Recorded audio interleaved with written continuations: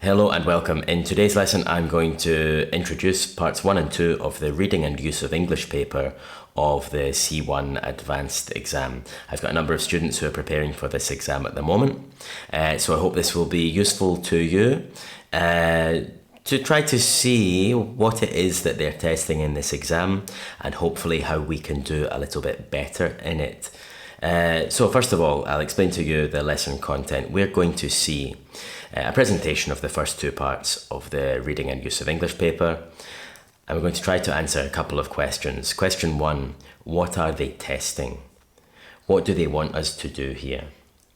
And question 2, how can I get better at these parts of the exam? I think that's what every student wants to know when they're preparing for an external exam. Okay, first a little note to better understand the use of English paper. It's the Reading and Use of English paper, really. It's important to understand that, especially at advanced level, there is no fixed list of the grammar and vocabulary that you need to know. It's quite difficult for teachers to say, study this, study that, don't study this, don't study that. The reason that they call it use of English is because it's testing your experience of the language, your instinct for the language a little bit. Now, of course, that means grammar and vocabulary, but it's grammar and vocabulary in context. In general, more experience of the language is what will get you a better mark, much more than studying grammar rules. This means lots of reading, writing, listening and speaking practice. The more you can use the language, the better your use of English mark will be. However, there are some ways that you can focus your studies to improve your performance in the exam. Okay, this is what part 1 looks like. You might have seen this before. You can see that on the left-hand side we have a text that's had some of the words removed, and on the right-hand side we've got different choices, A, B, C and D, and you have to choose the best word to fill each space. So if you take a look at number 1, of course normally we would read all the text. It's important to read the text and to understand it. But if we just take a quick look at number 1, he realised that he had to something their trust. Is it catch their trust, win their trust, achieve their trust, or receive their trust? You will notice that these words all have quite similar meanings. And if you look through them, number 2, all of the words have quite similar meanings as well. And number 3, the same, they all have quite similar meanings. So we have to find some reason why one is the correct word here and the other is not. Now, there are a number of different ways that we can decide why a word is the right word to use here. Let's take a look at them. This is the what they're testing part. Really what they're testing in part 1 is collocations, collocations and more collocations. What does that mean? Collocations just means words that go together, words that frequently appear together. This is an example text that you can download from the Cambridge Exams website. It's freely available. And some of the examples from this one are win their trust, not achieve or receive. Just because English speakers tend to use those two words together. Dispute a claim and not argue or reason. Again, there's not really anything in the meaning of these individual words that tells you to use one or the other. It's the way that they combine together. We typically say one thing and not the other. And in this case, extend beyond, not expand beyond or spread beyond or widen beyond, in the context of this question. As well as collocations, you'll see that some of the questions are testing what I think of as like normal vocabulary. So the words are differentiated just by the meaning of the words. There might be some small differences in, for example, perception, awareness, insight, and vision. They're all kind of to do with seeing something or perceiving something, but they're not exactly the same, right? There are some differences in the meaning. They also test some fixed expressions and sayings. So an example from this practice test, we say contrary to popular belief, or to be under no illusion. These are just fixed expressions that we typically use. And you'll also see in this part dependent prepositions. Often in the text, they'll leave the preposition and then the longer word, whether it's a verb or an adjective or sometimes a noun, will be taken away. And you have to decide, for example, which one you can use with for. So you have to know that we would say care for, but it would be bother about, or that if it was desire, that would be with no preposition. To say this in one word, what they're testing here is vocabulary. But maybe we need to update or to revise a little bit our understanding of what it means to study vocabulary. Because we're no longer talking about single words. We're talking about vocabulary as words used together, as collocations, as expressions, as verbs with prepositions, for example. So how we can get better at part one is by revising our idea of what vocabulary is and what it means to know a word. I would argue that at advanced level, you don't know a word until you know how it's used in common expressions, until you know which prepositions it can go with and which context it can be used in. Just understanding the meaning of the word on its own, maybe it's very similar to your mother tongue, maybe it's no effort for you to understand the word perception, for example. But you have to know, in order to use it well, in order to solve the questions in this exercise, you have to know which prepositions it can be used with, etc., how it combines with other words. One way to study this is to make a personal dictionary. Now, this can be on your computer or it can be in a physical pen and paper notebook. I don't mind, but it should have sections for recording collocations, expressions, verbs and adjectives with prepositions, and phrasal verbs. And each entry should have some example sentences, either from the text that you originally found the word in, or from a dictionary. Good dictionaries, translation dictionaries, and learners' dictionaries should give example sentences. Or you can write your own sentences.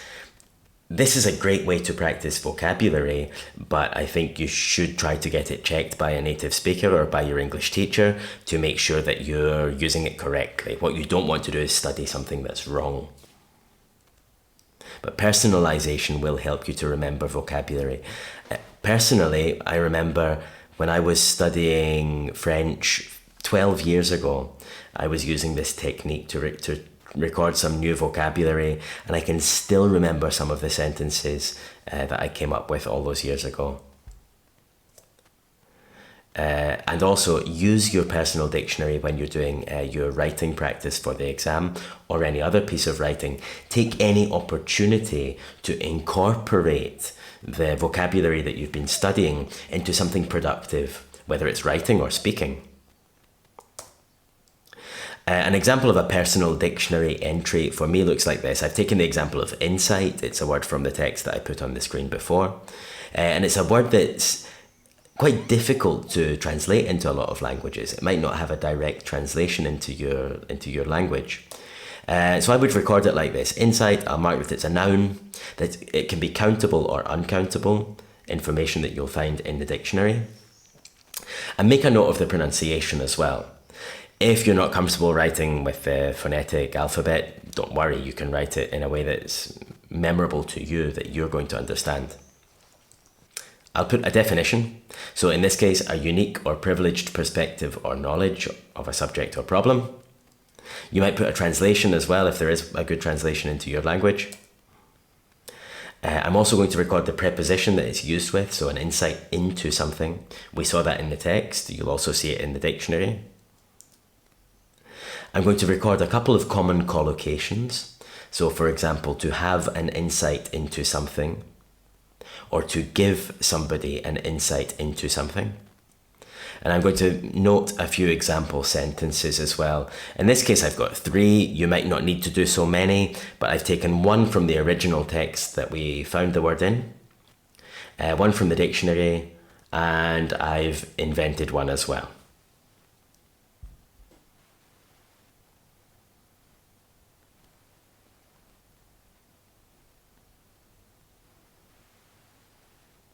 And over a period of time, you build up your personal dictionary, study it, you can test yourself, you can cover over the definitions, you can make little test cards, you can make a Quizlet or use other online tools to test yourself.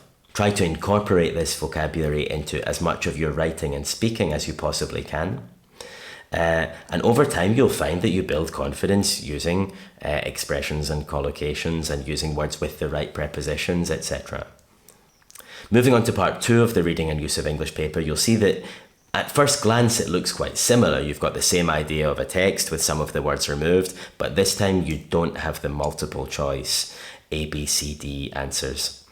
That means you have to come up with the words yourself. There's another important difference between part 1 and part 2. And I want to illustrate this to you by showing you some correct answers from part 1 and from part 2. So here are some sample answers. I've just gone through a couple of random practice papers that I had, and here are some of the correct answers from part 1 and some correct answers from part 2. So on the part 1 side, we've got conventional, win, insight, vital, dispute, and precisely. On the part 2 side, we've got by, while, to, so, on, and more. So what's the first difference that you notice between these two groups of words? Yes, that's right. The answers to part 2 are shorter. They tend to be shorter words. On the part 1 side, you'll notice we see a lot of nouns, verbs, and adjectives, and the odd adverb as well. Whereas on the part 2 side, we're going to see prepositions, we're going to see conjunctions, we're going to see relative pronouns, maybe some determiners, etc. These are not necessarily the ones that I have in the table here, but typically the words that you find. More generally, we might say that the part 1 words are typically content words, and part 2 words are grammar words. So the content words are like the things and the concepts, the ideas, and all of the verbs. And grammar words are the words that connect them together.